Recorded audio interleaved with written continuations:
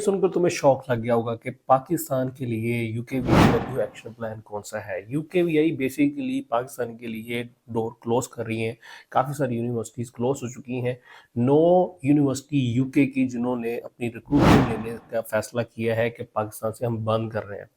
और उसकी रीज़न जो है वो सिर्फ ये है कि हाई रिफ्यूज़ल है, बोगस केस है, यूकेवीआई क्वालिफाइड डिप्लोमास है, फेक डिग्रीज के ऊपर एडमिशन लिए और रिफ्यूज़ल रेट जो है वो 18% तक पहुंच गया।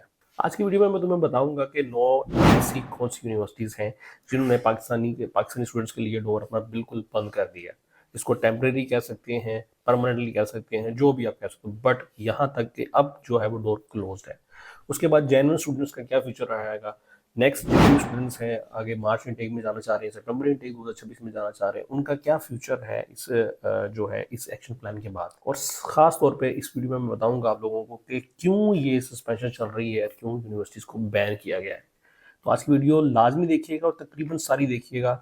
उसके साथ अगर आप हाफ वीडियो देखेंगे तो गलत इन्फॉर्मेशन की वजह से आप लोग का फ्यूचर जो है वो खराब हो सकता है।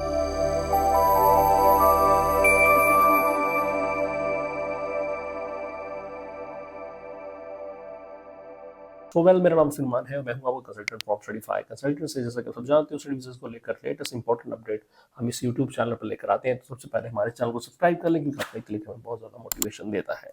ये तमाम इन्फॉर्मेशन जो मैं इस वीडियो में बताऊंगा, ये सारी इन्फॉर्मेशन जो है वो यूकेवीआई गवर्नमेंट न्यूज़, गवर्नमेंट की वेबसाइट और यूके यूनिवर्सिटीज़ की जो ईमेल्स आई हैं एजेंट्स को, उस पर बेस करती है। सबसे पहले इस वीडियो में बताता हूँ कि बैकग्राउंड में जाके कि ये सब अचानक क्यों हो रहा है। ये बेसिकली कोई अचानक नहीं हो रहा। पिछले कुछ 2-3 सालों से यूकेवीआई की नज़र थी यूके की यूनिवर्सिटीज़ के ऊपर। बेसिकली यूनिवर्सिटीज़ की जो लिमिट होती है रिफ्यूज़ल की वो 10% होती है, बट लास्ट 2 ईयर्स में या लास्ट ईयर की हम बात करें तो लास्ट ईयर की बात करते हैं तो जो पाकिस्तान से या बांग्लादेश से ये 2 कंट्रीज हाईलाइट हुए हैं जिनके ऊपर ये यूनिवर्सिटीज़ ने अपने डोर्स क्लोज कर दिए। ये यूनिवर्सिटीज़ की जो रिफ्यूज़ल लिमिट थी वो 10% से क्रॉस करके 18% तक रिपोर्ट हुए हैं। तो अगर 10% से ज़्यादा इंक्रीज हो जाए यूनिवर्सिटीज़ का रिफ्यूज़ल रेट, तो उनका जो स्पॉन्सर लाइसेंस होता है वो रिवोक हो जाता है या फिर कैंसिल होने के। और ऊपर से हमारे जितने भी कंसल्टेंट हजरात हैं उन्होंने फेक डिग्रीज लगा कर, डिप्लोमास लगा कर, फेक बैंक स्टेटमेंट लगा कर, और जितने भी स्टूडेंट्स वहाँ पे जाते हैं उन्होंने सोने पे सुहागा कर दिया कि अपनी जो असाइलम क्लेम कर दिए, उसके बाद वर्क परमिट्स पे इशू हो गए। तो इस चीज़ों को मद्देनजर रखते हुए यूनिवर्सिटीज़ ने, यूकेवीआई ने अपना जो है एक्शन प्लान कर लिया। और इसके साथ ही साथ सबसे ज़्यादा जो परेश हो रहे हैं वो सिर्फ जनरल स्टूडेंट है। जो जनरल स्टूडेंट वाकई यूके में पढ़ाई के साथ साथ प्लानिंग के साथ साथ अपना फ्यूचर बनाना चाहते थे, उनके ऊपर पाँव की कुल्हाड़ी जो है उन्होंने दूसरे स्टूडेंट्स ने उसके ऊपर भी मार दी। और साथ ही साथ अपना बेड़ा गर्क तो किया ही किया, बट जो फ्यूचर जो बेस्ट जेन्युइन स्टूडेंट थे उनका भी फ्यूचर तबाह कर दिया। अभी मैं बताऊंगा यूनिवर्सिटीज ब्रेकडाउन, वो कौन सी 9 यूनिवर्सिटीज़ हैं जिन्होंने पाकिस्तानी स्टूडेंट्स के लिए डोर क्लोज कर दिया। हर यूनिवर्सिटीज़ की वर्डिंग सेम नहीं है, वर्डिंग डिफरेंट है। किसी ने पास की बात कर रहा है, कोई बंदा कह रहा है कि नो लॉन्गर रिक्रूटमिंग, कोई बंदा कह रहा है कि सस्पेंशन। बट ग्राउंड रियलिटी ये है कि पाकिस्तानी स्टूडेंट्स के लिए ये बेसिकली क्लोज डोर है और उन्होंने अपना लाइसेंस का रिस्क ना लेते हुए अपना लाइसेंस बचाने के लिए आप लोगों के एडमिशन जो है वो सबके क्लोज कर दिए फॉर द नेक्स्ट ईयर। 2026 के एंड पे खुलेंगे या 2027 में खुलेंगे, अभी तो कुछ कोई कह नहीं सकता, बट टेम्परेरी क्लोज हो चुके हैं। और वो कौन सी यूनिवर्सिटीज़ हैं? पहली यूनिवर्सिटी है university of Chester.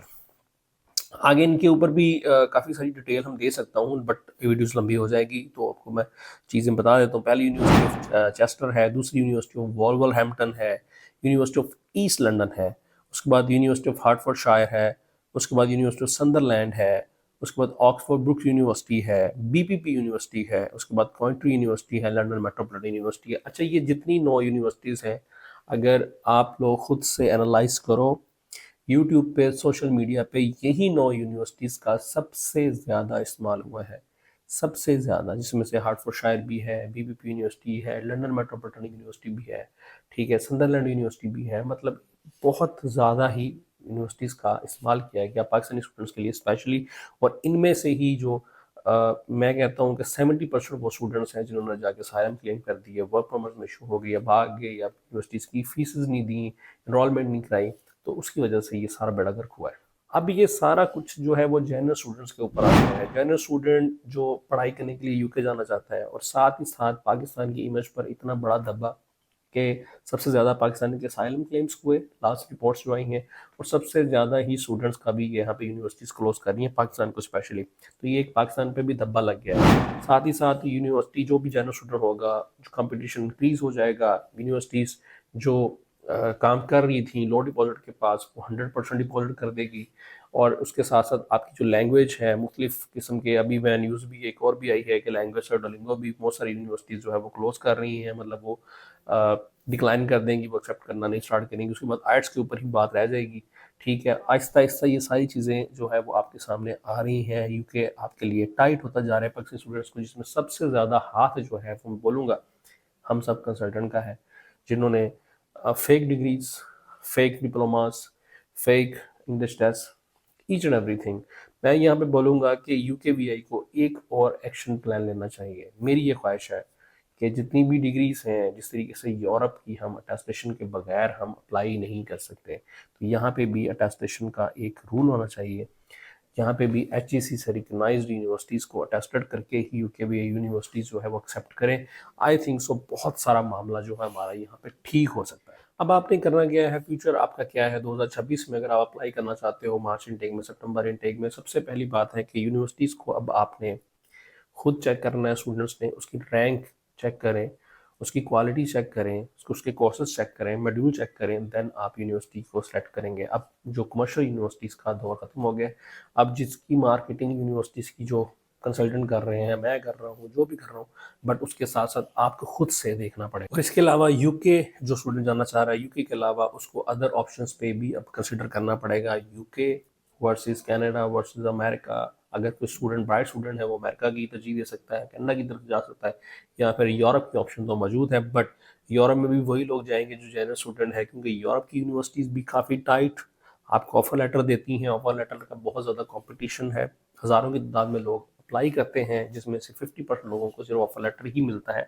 Offer letter ही नहीं मिलता। यूके की तरह ये सारी चीज़ें नहीं होंगी। वहाँ पे पेशेंस के साथ आप लोग काम कर सकते हो। 6-6 महीने का, 7-7 महीने का यूरोप का प्रोसेस है।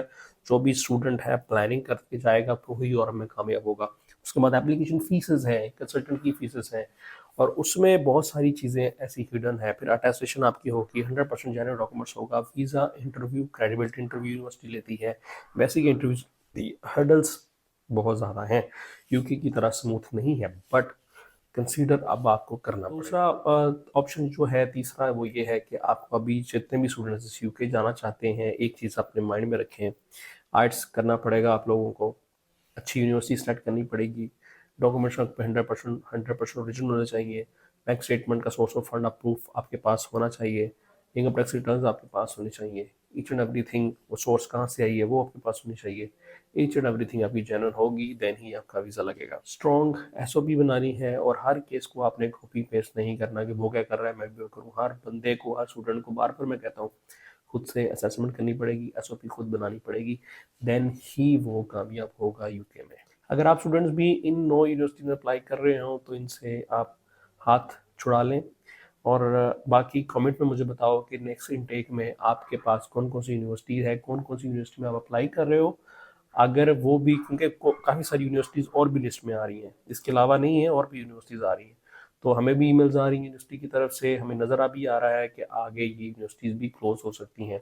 तो कमेंट बॉक्स में लाजमी बताइएगा आप किस यूनिवर्सिटी में अप्लाई कर रहे हो, मैं उसका प्रॉपर एनालाइज करके आपको बताऊंगा कि ये यूनिवर्सिटी तुम्हारे लिए ठीक है या नहीं है। आज के लिए इतने ही। वीडियो अच्छी लगी हो तो प्लीज़ दुआ में याद रखिएगा। अल्लाह हाफिज़।